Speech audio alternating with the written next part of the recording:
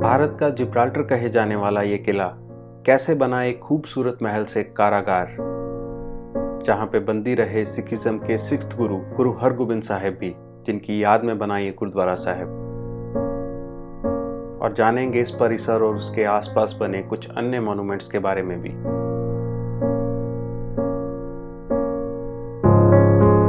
सो बने रहिए इस पूरे सफर में हमारे साथ। सत श्री अकाल दोस्तों, this is Kuljinder and welcome back to the channel Touring Soulmates. आज हम लोग निकले हैं घर से महाराष्ट्र के लिए। राइट नाउ 11:30 हो गए हैं। हम लोग 7 बजे घर से निकले थे और अभी तक तो ठीक ठाक जर्नी चल रहा है। अभी हम लोग ने जस्ट कुरुक्षेत्र क्रॉस किया है और सबवे पे रुके हैं कुछ खाने के लिए। आज का प्लान ये है कि हम लोग ग्वालियर पहुंचने का सोच रहे हैं और एक दिन हमारे पास स्पेयर है, तो ग्वालियर हम लोग एक दिन घूमने का प्लान कर रहे हैं। सो सबवे पे अभी खाने के बाद हम लोग निकल रहे हैं अपनी ऑनवर्ड जर्नी के लिए। नेक्स्ट स्टॉप हमारा मोस्ट प्रोबेबली यमुना एक्सप्रेसवे पे कहीं पे रहेगा, स्ट्रेचिंग ब्रेक एक। तो जैसे जैसे हम लोग आगे बढ़ते हैं, stay tune.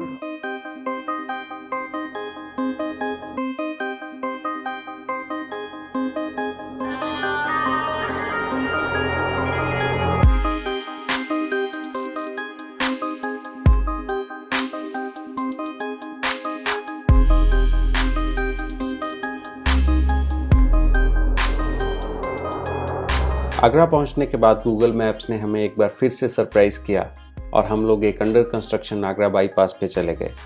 We came to a dead end और वहां से कुछ कच्चे रास्तों से होते हुए हमें फिर से NH44 पे चढ़ना था। So we have to take the route, so this one or that one? भैया ग्वालियर यही निकलता है क्या? रिकॉर्डिंग कर लेते हैं ना, सबसे पूछते चलेंगे ग्वालियर यही निकलता है क्या, ग्वालियर यही निकलता है क्या। फुल एडवेंचर चल रहा है हर शाम को। मतलब जब भी हम ट्रेवल करते हैं शाम के टाइम हमें एडवेंचर करना ही होता है। हमारे सामने पीकॉक चल रहा है। मोर है भाई, मोर है। उड़ गई।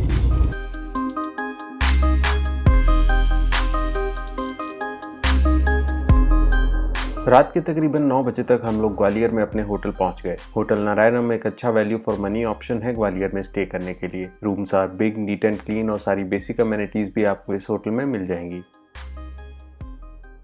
सुबह 9:30 बजे तक हम लोग होटल चेकआउट करके ग्वालियर फोर्ट के लिए निकले। ग्वालियर फोर्ट सिटी के सेंटर में एक हिलॉक पे बना हुआ है। एट प्रेजेंट फोर्ट की एंट्री के लिए 2 गेट हैं।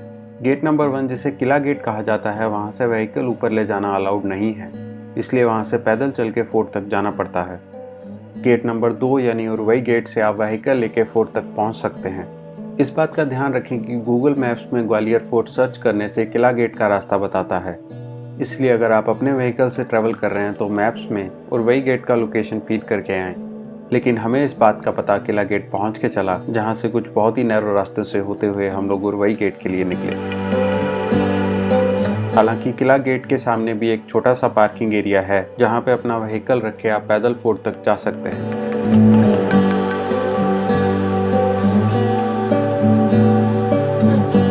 उरवई गेट से फोर्ट तक का रास्ता नैरो है और एट अ टाइम एक साइड का ही ट्रैफिक अलाउ किया जाता है।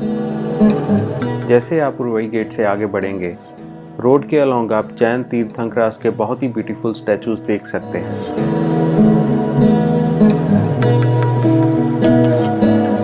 ग्वालियर फोर्ट तकरीबन 3 स्क्वायर किलोमीटर के एरिया में फैला हुआ है, जिसके अंदर 5 महल, 2 पुरातन मंदिर और एक गुरुद्वारा साहिब आप देख सकते हैं।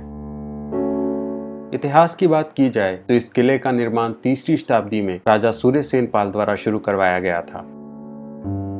ऐसा माना जाता है कि ग्वालिपा नामक एक ऋषि ने राजा का कुष्ठ रोग दूर किया था, तो उनके नाम से राजा ने इस जगह का नाम ग्वालियर रखा और विंध्यन सैंडस्टोन की गोपाचल नामक इस पहाड़ी के ऊपर इस किले का निर्माण शुरू करवाया। मध्य भारत पे राज करने के लिए चित्तौड़गढ़ और ग्वालियर का किला जीतना बहुत अहम था, इसलिए 12वीं शताब्दी में दिल्ली सल्तनत ने इस किले पे कब्जा किया। 14वीं शताब्दी में तोमर राजपूत वंश ने इस किले को फतेह किया। तोमर वंश के बाद यह किला मुगलों के हाथों में चला गया और अकबर ने पहली बार इस किले को एक कारागार में बदला। मुगलों के बाद जाट और फिर मराठाओं ने इस किले पे विजय हासिल की और आखिर में अंग्रेजों ने यह किला अपने कब्जे में लिया। So guys finally we are here at the Gwalior fort. बहुत ही ब्यूटीफुल लग रहा है और यहाँ पे आसपास तेली का मंदिर, सास बहू टेम्पल सारा इसी कॉम्प्लेक्स में है। सबसे पहली चीज़ जो हम एक्सप्लोर करने गए वो थी 80 खंभों की बॉली। बाहर की तरफ मुगल आर्किटेक्चर की पिक्यूलियर एक विशाल एंट्रेंस बनी हुई है। अंदर एंटर करने के बाद 80 पिलर से सपोर्टेड एक ओपन हॉल आपको दिखेगा। ऐसा माना जाता है कि तोमर वंश के टाइम पे ये एक शिव टेम्पल हुआ करता था, जिसको कि मुगल्स ने एक कारागार में कन्वर्ट किया और बाहर एक एलेबोरेट एंट्रेंस बनवाई। हॉल के पीछे बनी हुई बॉली शायद उस समय की पानी की ज़रूरतों को पूरा करने के लिए यूज़ की जाती होगी। इस किले की अगर मेन हाईलाइट की बात की जाए तो वो है मान मंदिर पैलेस, जिसे कि तोमर वंश के राजा मान सिंह ने बनवाया था। इस महल के बाहर लगी कलर टेराकोटा टाइल्स की चमक 500 साल बाद आज भी कायम है और इसलिए इस पैलेस को पेंटेड पैलेस ऑफ इंडिया भी कहा जाता है। ग्वालियर फोर्ट में मानसिंह पैलेस, सहस्त्र बहु टेम्पल और तेली का मंदिर तीनों आर्कियोलॉजिकल सर्वे ऑफ इंडिया के अंडर आते हैं। इन तीनों की एक सिंगल एंट्री टिकट है जिसे कि मानसिंह पैलेस के सामने से खरीदा जा सकता है। ग्वालियर फोर्ट का बाकी का हिस्सा स्टेट गवर्नमेंट के अंडर आता है, जिसकी की एक अलग एंट्री टिकट है।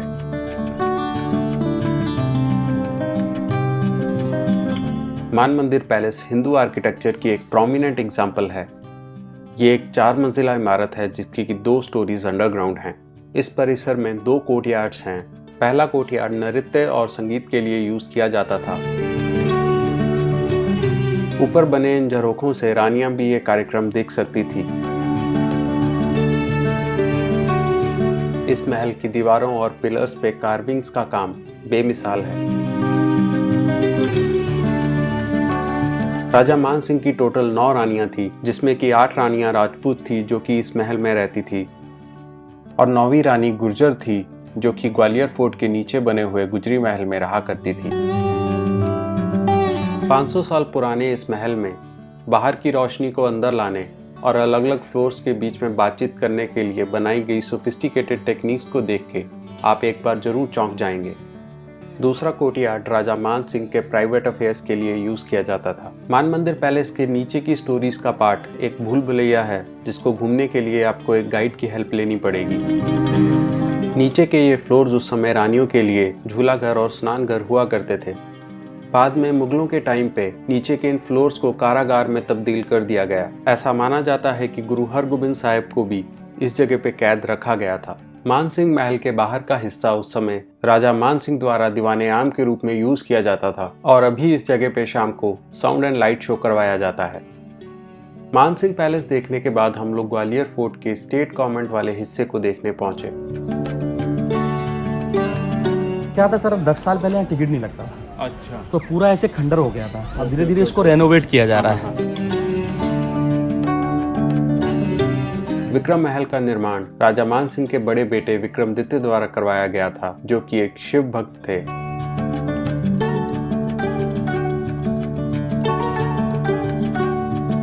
जो आप शिवलिंग देख रहे हैं, ऐसे शिवलिंग पूरे भारत में 2 जगह हैं। पहला महाकालेश्वर उज्जैन, दूसरे ये। इस शिवलिंग की विशेषता ये दक्षिण दिशा में स्थित है।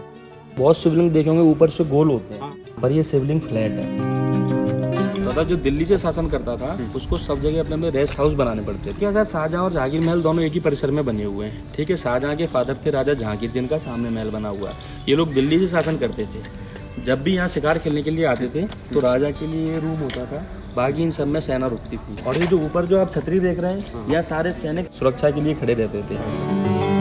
तो जब राजा जहांगीर ने 52 हिंदू राजा को जो कैद किया था, तो ये जो आप गोल गोल पार्ट्स देख रहे हैं, इन सब में यहीं पर उनसे चक्कियां पिसवाई जाती थी। गुरु हरगोबिंद सिंह जी यहाँ पर आए, उन्होंने देखा ये राजा जहांगीर इन पे बहुत जुर्म करते हैं, तो उन्होंने बोला कि आप इन राजाओं को छोड़ दो। तो राजा जहांगीर ने बोला कि मैं ऐसे इन राजाओं को नहीं छोड़ूंगा, आपका चोला मतलब ये कपड़ा, जितने राजा पकड़ लेंगे उतने ही केवल मुक्त होंगे। तो गुरु हरगोबिंद सिंह जी ने यहाँ तक चोला सिलवाया। उसके बाद उसमें 52 कलियां लटकाई, तो एक कली एक राजा ने पकड़ी और 52 मुक्त हो गए। राजा मान सिंह तोमर की 9वीं रानी मृगनैनी का महल ग्वालियर फोर्ट के नीचे बना हुआ है, जिसे कि ASI ने अभी एक म्यूजियम में तब्दील किया है। दोनों भैंसों के सींग पकड़ के ऐसे अलग अलग फेंक दिया था। ये इतनी पावरफुल थी। ये देख के राजा बड़ा प्रसन्न हुआ। उसने बोला जब ये इतनी बलवान है तो इसकी संतान कितनी बलवान होगी। ये सोच के राजा ने इससे शादी का प्रस्ताव रखा। अगर आप किला गेट से आ रहे हैं तो रास्ते में ये म्यूजियम देखते हुए आप फोर्ट तक पहुंच सकते हैं। किले के नॉर्दर्न मोस्ट पार्ट में गोहड़ जाट वंश के राजा भीम सिंह राणा की याद में एक छतरी बनी हुई है। इस छतरी के सामने रानियों का जौहर कुंड भी आप देख सकते हैं। अगर एक रानी मरती है तो उसको बोलते हैं कि वो सती हुई, अगर एक से ज्यादा मरती है तो उसको बोलते हैं जौहर किया। विक्रम महल के बिल्कुल सामने कर्ण महल बना हुआ है। इसे तोमर वंश के दूसरे राजा कीर्ति सिंह ने बनवाया था, जो कि कर्ण सिंह के नाम से भी जाने जाते थे। राजा की ये सभा कक्ष था, इसमें राजा बैठ के सभा लिया करते थे। जो रानी थी कर्ण सिंह तोमर की, वो ऊपर रहती थी। इस महल के बिल्कुल सामने मुगलों के समय का बना हुआ एक कारागार भी आप देख सकते हैं, जहां पे बहुत ही खूंखार अपराधियों को रखा जाता था। पूरा सेंस लेके और लास्ट जो थे सिंधिया, इन दोनों के बीच में टोटल 111 राजाओं ने राज किया। इन सभी वंशों के रूलर्स ने अपने कार्यकाल में इस किले को अपने हिसाब से तब्दील किया। ग्वालियर के इतिहास में सबसे खुशहाल टाइम तोमर वंश के कार्यकाल का माना गया है और ग्वालियर फोर्ट में भी सबसे ज्यादा कंट्रीब्यूशन तोमर वंश का ही है।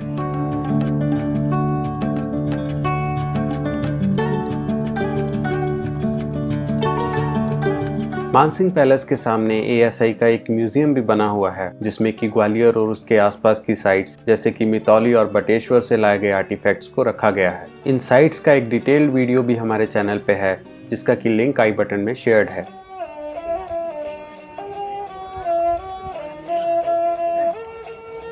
फोर्ट का नॉर्दर्न पार्ट एक्सप्लोर करने के बाद हम लोग लंच के लिए पार्किंग के सामने MP टूरिज्म के एक कैफे में गए।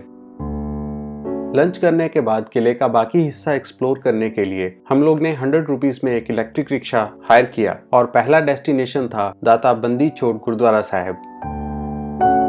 ये गुरुद्वारा साहिब गुरु हरगोबिंद साहिब के ग्वालियर के किले से रिहा होने की याद में 1980 के दशक में बनाया गया।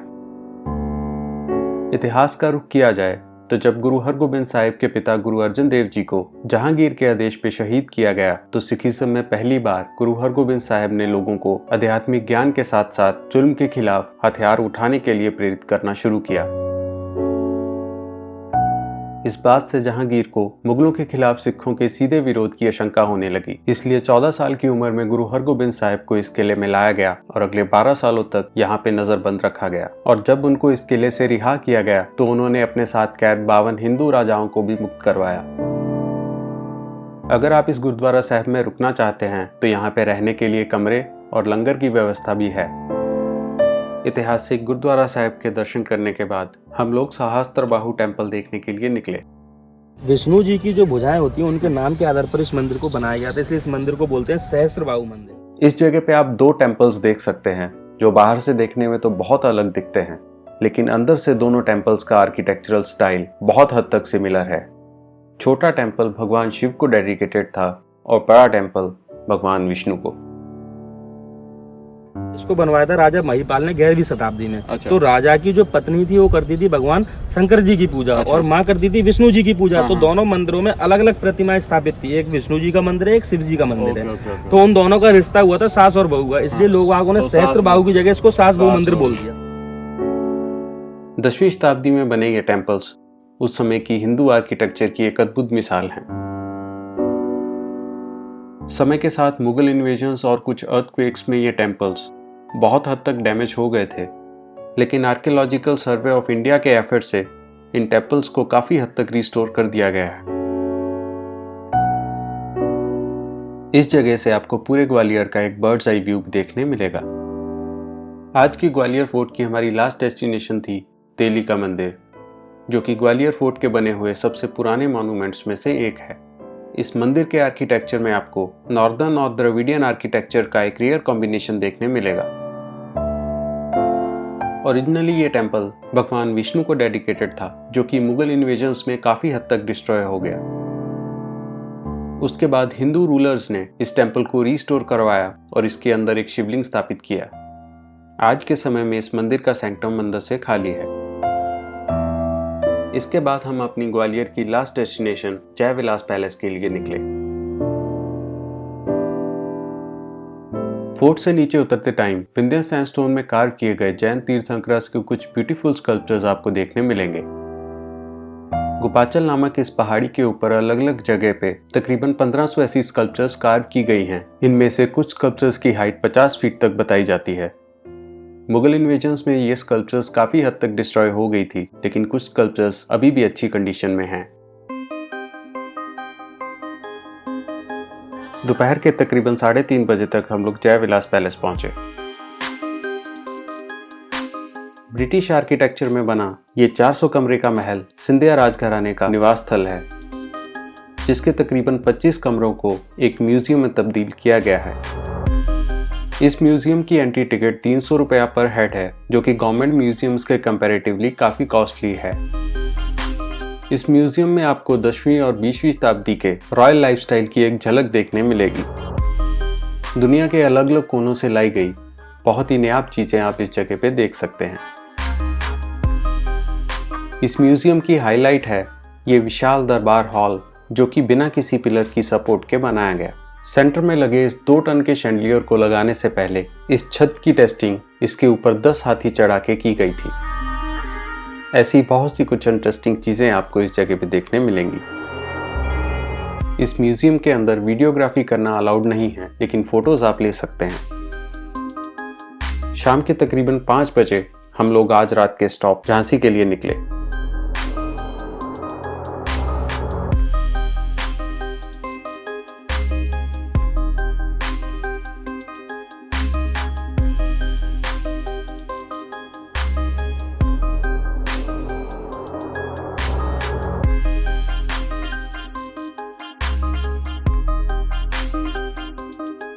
शाम के बज चुके हैं 8 और हम लोग पहुंच गए हैं झांसी।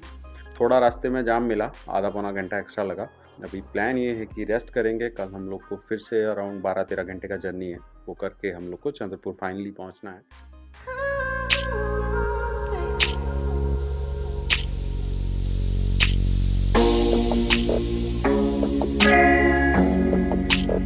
सुबह के 9:30 बजे तक हम लोग होटल चेकआउट करके चंद्रपुर के लिए निकले। 750 किलोमीटर की आज की जर्नी के लिए हमें तकरीबन 12 घंटे लगने वाले थे।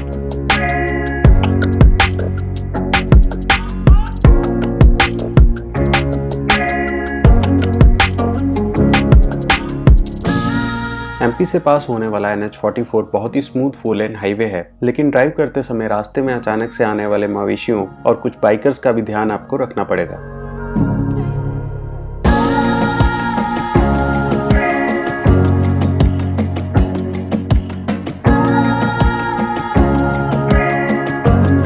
टाइम हो गया जी 2 बज गए हैं दोपहर के, और हम लोग ने अप्रॉक्सीमेटली 350 किलोमीटर कवर कर लिया। और अभी नरसिंहपुर से थोड़ा सा पहले हैं हम लोग, और लंच करने के लिए हम लोग रुके हैं।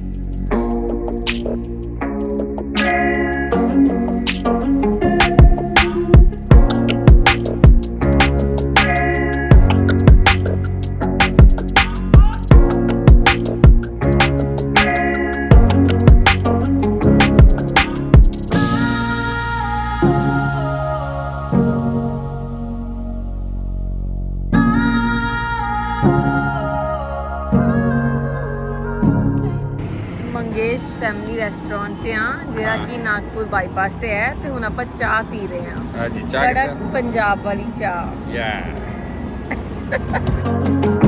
फाइनली रात के तकरीबन 9:30 बजे तक हम लोग चंद्रपुर पहुंच गए। Thank you so much for watching the video till the end. ऐसी और नई वीडियोस के लिए चैनल को करें सब्सक्राइब। अगर आपको हमारी वीडियोस अच्छी लगे तो उनको लाइक करें, और लाइक माइंडेड लोगों में शेयर भी ज़रूर करें।